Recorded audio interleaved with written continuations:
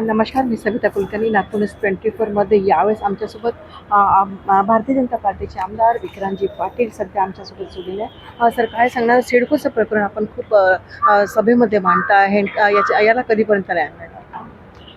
पनवेल महापालिकेने सिडकोकडे प्रधानमंत्री आवास योजनेची गोरगरीब जनतेची घरं बांधण्यासाठी एक भूखंड मागितला. हा प्रकल्प महापालिकेने 2021 साली म्हाडाकडून सँक्शन करून घेतला, मान्यता मिळाली. त्यानंतर सिडकोनी NOC न दिल्यामुळे हा प्रकल्प रखडला. सिडकोच्या अधिकाऱ्यांच्या नकारात्मक मानसिकतेमुळे जर का एखादा प्रकल्प 6-6, 7-7 वर्ष रखडणार असेल तर ते योग्य नाही. कारण हे सरकार गोरगरीब जनतेसाठीच आहे. प्रधानमंत्री महोदय, मुख्यमंत्री महोदय जीवाचं रान करून गोरगरीब जनतेचे अश्रू पुसण्यासाठी काम करतात. अशा वेळेला जर का सिडकोचे अधिकारी त्यात कुठे खोडा घालणार असतील तर आमच्यासारख्या लोकप्रतिनिधींची मग ती जबाबदारी आहे की त्याच्यामध्ये आवाज उचलला पाहिजे. अधिकारी का म्हणून खोडा टाकतात आहे? म्हणजे कोण अधिकारी, त्याच्यावरती काय कारवाई आपण करणार? जर खोडा घालणारे अधिकारी समोर येत असतील तर त्यावर कारवाई करायला उशीर का? खोडा घालणारे अधिकारी ही एक प्रक्रिया आहे. त्यांची मानसिकता, वर्षानुवर्ष त्यांची काम करण्याची नकारात्मक मानसिकता ही या ठिकाणी अडचणीचा विषय असतो. म्हणजे पनवेल महापालिकेने जर एक भूखंड मागितला आहे, आपण तो वेळेवर द्यायला पाहिजे. तो त्यांनी वेळेवर दिला नाही. वेळेवर न देता त्यांनी सांगितलं की तुम्ही एक काम करा, आम्ही तुम्हाला दुसरा भूखंड देतो, तुम्ही 33 नंबर भूखंड मागा. सर्वे नंबर 33 मागितला गेला. त्याच्यामध्ये 32 कोटी रुपये महापालिकेकडनं भरून घेतले गेले. जनतेचे पैसे महापालिकेने त्या ठिकाणी सिडकोला भरले. आता ते भरल्यानंतर 2 वर्ष झाली भूखंड देत नाही. नंतर कळलं की त्या जागेवर अतिक्रमण आहे. ती जागा सिडकोच्या अजून मालकीची पूर्णपणे झालेलीच नाही, काही तांत्रिक त्रुटी आहेत. अशा पद्धतीनं चुकीचे भूखंड सिडकोनी मग महापालिकेला प्रपोज का केला होता, का देऊ केला होता, हा प्रश्न त्या ठिकाणी आहे. मग सिडकोनी परत भूमिका बदलली, सांगितलं तुम्ही आता भूखंड क्रमांक 59 मागा. तो मागितला. अजून पण तो भूखंड 1 वर्ष होऊन सुद्धा सिडको महापालिकेला देत नाहीये. मग अशामुळे जर काही प्रकल्प रखडत असतील तर 100% या अधिकाऱ्यांवरती कारवाईची मागणी मी करणार आहे. कारण हे प्रकल्प लवकर पूर्ण व्हायला पाहिजेत. त्यासाठी सगळ्या सरकारी बॉडीजनी मदत केली पाहिजे. ही मागणी त्या ठिकाणी मी करतोय आणि त्यासाठीचा पाठपुरावा करतोय. महापालिकेने काही घरं MMRDकडे मागितलेत. रेंटल हाऊसिंग स्कीममध्ये पनवेल महापालिकेच्या पनवेल तालुक्याच्या हद्दीमध्ये 11,000 घरं आहेत जी पडून आहेत. त्यातली 8,000 घरं तर 8 वर्षापासून पडून आहेत. 3,000 घरं आता येणाऱ्या 2-3 महिन्यामध्ये हँडओव्हर म्हणजे तयार होतील, अशी स्थिती आहे. ही घरं जर का महापालिकेला दिली गेली तर महापालिका स्लम फ्री होण्यासाठी, झोपडपट्टी मुक्त होण्यासाठी आम्हाला मदत होईल. पण ती घरं सुद्धा MMRDA देत नाही. म्हणजे सिडको अशी वागते, MMRDA अशी वागते. आता जर का सरकारी बॉडी अशा वागत असतील तर महापालिकेसारख्या सरकारी बॉडीनी कोणाकडे बघायचं? आणि जर का ते सरकारी बॉडीशी असे वागत असतील तर सामान्य जनतेशी लोक कसे वागत असतील, हा प्रश्न त्या ठिकाणी पडतो. म्हणजे सगळे एकमेकांकडे चेंडू फेकण्याचं काम करतात की जेणेकरून म्हणजे ही कॅच त्याच्याकडे जाऊन ती कॅच ह्याने पकडावं, म्हणजे चौके छक्के एकमेकांकडे ते मारतात आहे असं म्हणण्यात हरकत नाही. परंतु ज्या पद्धतीने MMRDA महानगरपालिकाकडे घरं देत नाही, पण सर्वसामान्यांना असं वाटलं की आपल्याला घरं मिळायला पाहिजे. मग ही घरं कधीपर्यंत मिळतील? आपण तर एक जनप्रतिनिधी असल्यामुळे आपल्याला निवडून दिलं असतं, पण तुम्ही आवाजावर आवाज उचलता. तर मग या आता अर्थसंकल्प बजेट सुरू आहे तर टेबलावरती आपण असे अनेक प्रश्न मांडतात. मग या प्रश्नाला न्याय आणि वाचा कधी मिळेल?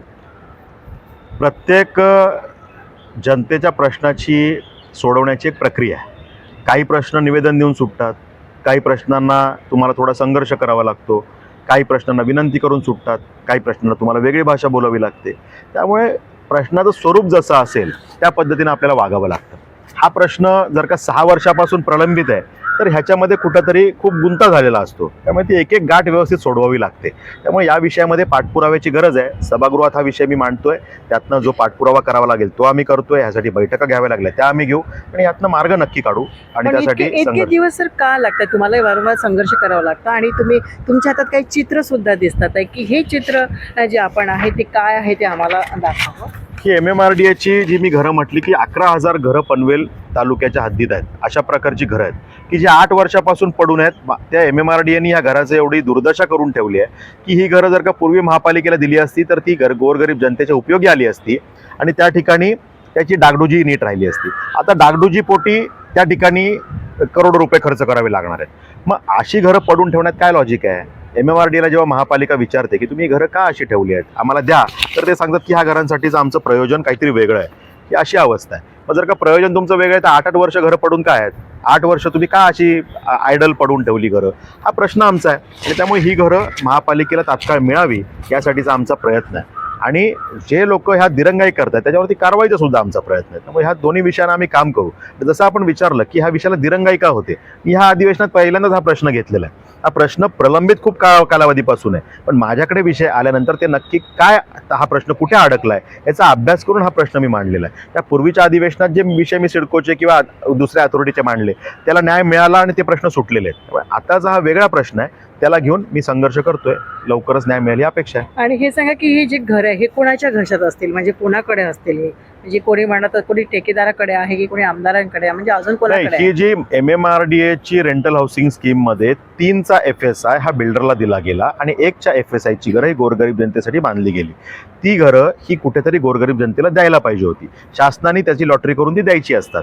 मग या विषयाला 8-8 वर्ष दिरंगाई काय झाली हा प्रश्न आहे. ही कुठल्या बिल्डरला गेली नाहीत किंवा अन्य कोणाला गेली नाहीत, जागेवरच घरं आहेत.